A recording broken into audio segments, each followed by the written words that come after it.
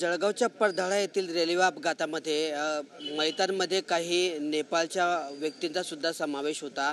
या ठिकाणी सोबत प्रवास करत असताना ही दुर्घटना घडली। त्याचे प्रत्यक्षदर्शी सुद्धा आहेत। तर दुसरीकडे एका व्यक्तीच्या आईचा मृत्यू या ठिकाणी झालेला आहे। तो मुलगा सुद्धा या ठिकाणी आता दाखल झालेला आहे। आपण आता त्यांच्याशी बोलण्याचा प्रयत्न करणार आहोत। क्या इंसिडेंट हुआ था? आप साथ में थे, आपका कौन इसमें गुजर गया है? अभी मेरी सास गुजर गई है। कहाँ पे जा रहे थे? हम लोग लखनऊ से मुंबई जा रहे थे। अच्छा, क्या नाम है सास का? कमला नवीन भंडारी। अच्छा, तो क्या हुआ? आग लगने के मतलब हल्ला हुई तो हम लोग भागने के चक्कर में वो रॉन्ग साइड से गिरी, मैं राइट साइड से गिरी तो उनका डेथ हो गया। तो आप अभी रात भर आप कहाँ पे रुके थे? ये पुलिस का वहाँ पे गेस्ट हाउस में। तुम्हाला या घटनेची माहिती कशी मिळाली? आम्हाला आमचे ते नातेवाईक फोन केले होते, असं असं घटना झाला। दुसरे आम्ही न्यूज बघितलं सगळं, म्हणून आम्ही तिथून सगळ्या नातेवाईक जमा करून रात्री 10 वाजता तिथून निघलो। डायरेक्ट नॉन स्टॉप इथं सकाळी 6 वाजता पोहोचले आम्ही। तुम्हारा कौन था? वो मेरी माँ थी, मम्मी मेरी। कहाँ पे जा रहे थे? मुंबई आ रहे थे लखनऊ से। क्या नाम है? कमला भंडारी। क्या काम के लिए आ रहे थे बम्बई में? वो यहाँ पे हम लोग सभी यहाँ पे रहते हैं, जैसे मम्मी में वो।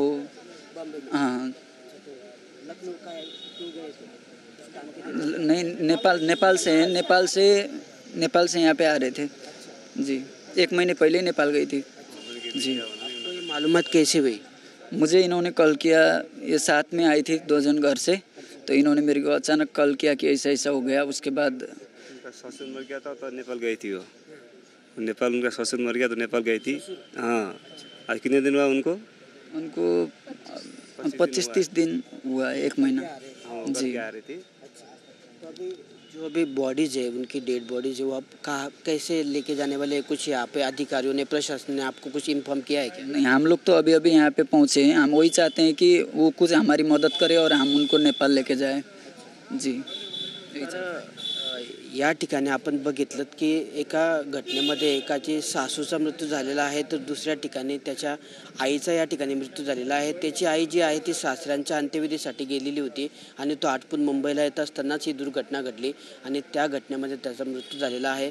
अद्याप हे नेपाळी जे आहेत ते या ठिकाणी म्हणजे आपल्या नातेवाईकांचे मृतदेह ताब्यात घेण्यासाठी या ठिकाणी पोहोचलेले आहेत। मात्र अद्यापही प्रशासनाकडून त्यांना कुठलीही सूचना या ठिकाणी नाही आहे की नेमके मृतदेह नेपाळला कसे घेऊन जायचे। त्यामुळे ते संभ्रमात असून त्यांनी प्रशासनाला विनंती केलेली आहे की किमान आम्हाला हे मृतदेह कसे घेऊन जायचे, केव्हा ताब्यात मिळतील, या संदर्भातली माहिती देण्यासाठी किमान एक अधिकारी या ठिकाणी असावा, अशी विनंती त्यांनी या ठिकाणी सरकारला केली आहे। कॅमेरामन अजगर अलीसह किशोर पाटील, TV9 मराठी, जळगाव।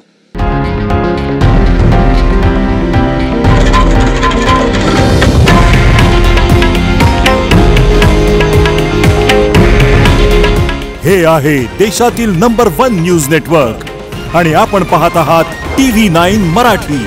काळजी तुमची, हित महाराष्ट्राचं।